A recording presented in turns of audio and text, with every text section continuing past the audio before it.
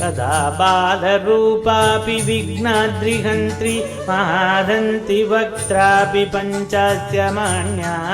विधीन्द्राभिमृग्या गणेशाभिधामेति दत्तां श्रियं कापि कल्याणमूर्तिः। न जानामि शब्दं न जानामि चार्थं न जानामि पद्यं न जानामि गद्यं चिदेकाषडास्य कृति द्योतते मे मुखान्निस्सरन्ते गिरज्जापि चित्रम् मयूरादिरूढं महावाक्यगूढं मनोहारि देहं महच्चित्तगेहं महीदेवदेवं महावेदभावं महादेवबालं भजे लोकपालम्।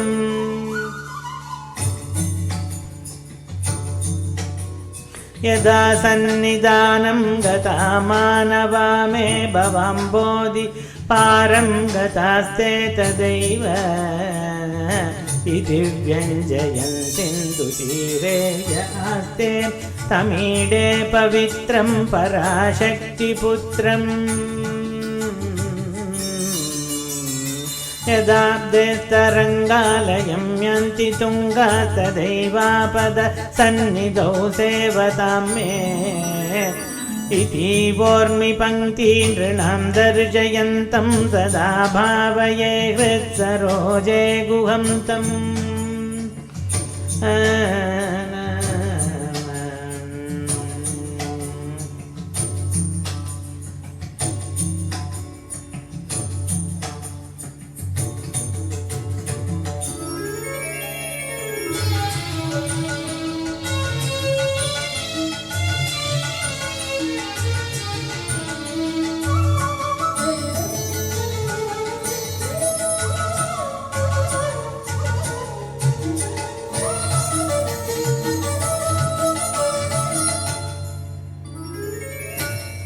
गिरौ मन्निवासेन रायेदिरूढस्तदा पर्वते राजते तेदिरूढः इतीव ब्रुवन् गन्धशैलादिरूढः स देवो मुदे मे सदा षण्मुखोऽस्तु। मगम्बोधितीरे महापापचोरे मुनीन्द्रानुकूले सुगन्धाख्यशैले भुगायां वसन्तं स्वभासालसन्तं जनार्तिं हरन्तं शयामो गुहं तम्। लसद्वर्णगेगे नृणां कामदोगे सुमत्सोमसञ्चन्नमाणिक्यमञ्चे समुद्यत्सहस्रार्कतुल्यप्रकाशं सदा भावये कार्तिकेयं सुरेशम्। रणद्धं सखे मञ्जुळेद्यन्तशोणे मनोहारि लावण्य पीयूषपूर्णे मनःषड्वतो मे भवक्लेशतप्तः सदा मोदतां स्कन्दते पादपद्मे। सुवर्णाभदिव्याम्बरैर्भासमानां कणत्किङ्किणी मे कलाशोभमानां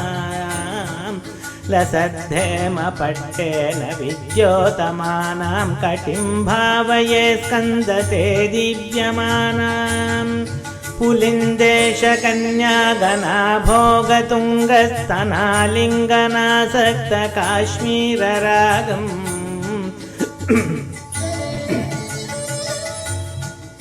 नमस्यामहं तारकारे तवोरगा स्वभक्तावने सर्वदा सानुरागम्। स्वभक्तावने सर्वदा सानुरागम्।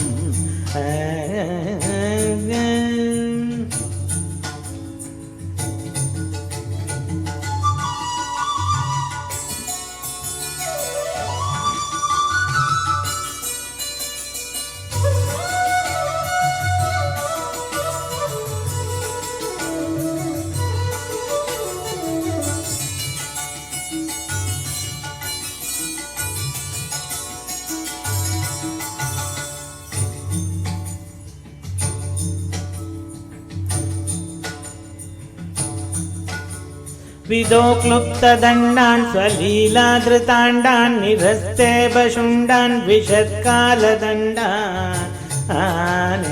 गतेन्द्रादिषण्डान् जगत्राणशौण्डान् सदा ते प्रचण्डान् श्रये बाहुदण्डान् सदा शारदा षण्मुखाङ्गो यदुष्युः समुद्यन्त एव स्थिता चेत् समन्तात् सदा पूर्णबिम्बैः कलङ्कैश्च हीना तदा त्वन्मुखानां भ्रुवे स्कन्दसाम्यम् स्फुरद्मन्दहासैः सहंसानि कटाक्षावलीभृङ्गसङ्गोज्ज्वलानि सुदास्यन्ति बिम्बादरणी च सूनो तवालोकये षण्मुखाम्बोरुगाणि विशालेषु कर्णान्तदीर्घेष्वजस्रं दयास्यन्तिषु द्वादशस्वीक्षणेषु मयि षत्कटाक्षस्तकृत्पातिश्चे भवेत्ते दयाशीलं कानामहानिः सुधङ्गोद्भवो मेऽसि जीवेति सद्दा जपन्मन्त्रमीशो मुता जिग्रते याने जगद्वारभृत्यो जगन्नाथतेभ्यः किरीटोज्ज्वलेभ्यो नमो मस्तकेभ्यः स्फुरत्कर्णकेयूरहाराभिरामच्चलत्कण्डकुण्डलश्रीलसद्गण्डभागगा कटौ पीतवासः करे चारुशक्तिः पुरस्तान्ममास्तां पुरारेत्तनूजः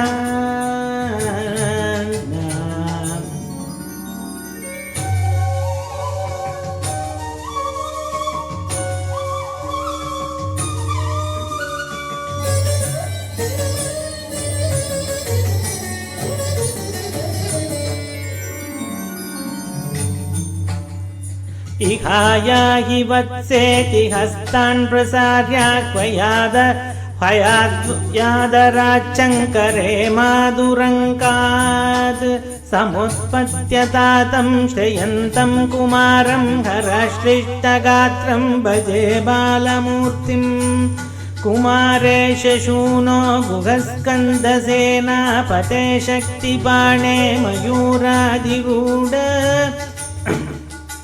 पुलिन्दात्मजाकान्तभक्तार्तिहारिन् प्रबोधारकारे सदा रक्ष मां त्वं प्रशान्तेन्द्रिये नष्टसंज्ञे विचेष्टे कपोद्गारिवक्त्रे भयोत्कम्पिगात्रे प्रयाणोन्मुखे मय्यनादे तदानीं द्रुतं मे दयाळो भवाङ्ग्रे गुहत्वम् कृतान्तस्य दूतेषु चण्डेषु कोपाः सहच्छिन्ति बिन्दीति मन्तर्जयत्सु मयूरं समारुह्य माभेरिति त्वं पुरःशक्तिपाणिः ममायाहि शीघ्रम् प्रणम्य सकृत् दयोस्ते पतित्वा प्रसाद्य प्रभो प्रार्थयेनेकवारं न वक्तुं क्षमोगं तदानीं कृपाब्देन कार्यान्तकाले मनागप्युपेक्षा सहस्राण्डभोक्ता त्वया शूरनाम ततस्तारकः सिंहवक्त्रश्च दैत्यगा ममान्तर्हृदिस्थं मनक्लेशमेकं न हंसि प्रभो किं करोमि त्वयामि अहं सर्वदा दुःखभारावसन्नो भवान् दीनबन्धुत्वधन्यं न याचे भवद्भक्तिरोधं सदा क्लुप्तपादं ममादिं द्रुतं नाशयो मासुतस्त्वम् अपस्मारकुष्ठक्षयार्षप्रमेहज्वरोन्मादिगुल्मादि रोगामघान्तगा पिशाचश्च शर्वे भवत्पत्रभूतिं विलोक्य क्षणत्तारकारे द्रवन्ते दृशि स्कन्दमूर्तिः श्रुतौ स्कन्दकीर्तिः मुखे मे पवित्रं सदा तच्चरित्रम् करे तस्य कृत्यं वपुस्तस्य भृत्यं गुहे सन्तुलीन ममाशेषभावगा मुनीनामुतागो नृणां भक्तिभाजाम् अभीष्टप्रदा सन्ति सर्वत्र देवागा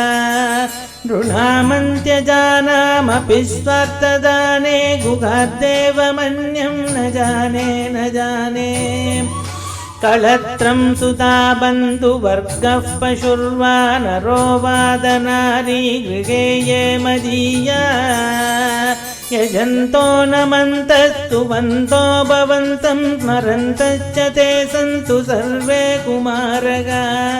मृगः पक्षिणो दंशकाये च दुष्टा तथा व्याधयो बाधकाये मदङ्गे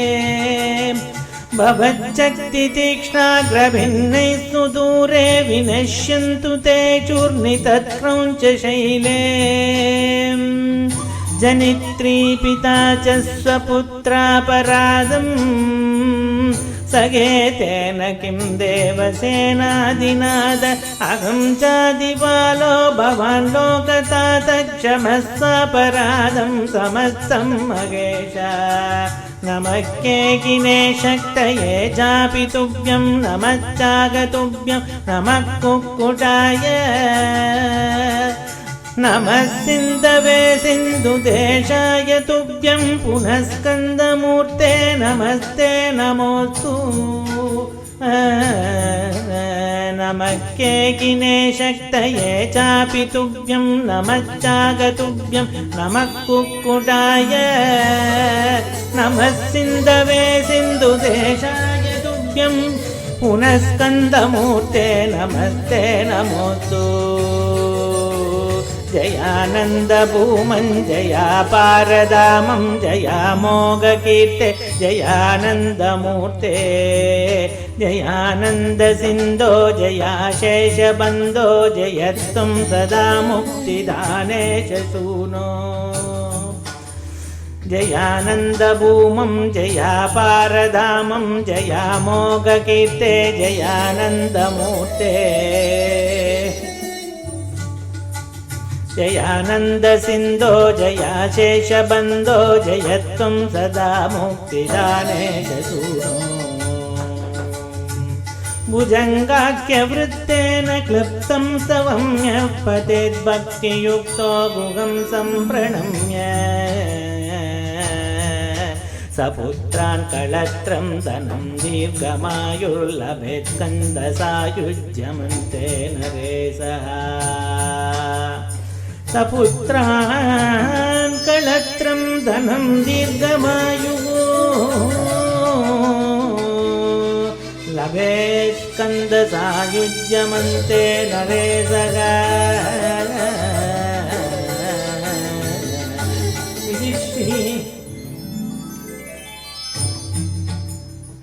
इति श्रीमत्परमहंसपरिव्राजकाचार्यस्य श्रीगोविन्दभगवत्पादका पूज्यशिष्यस्य श्रीमच्छङ्करभगवत्पादका कृतो सुब्रह्मण्यभुजङ्गं सम्पूर्ण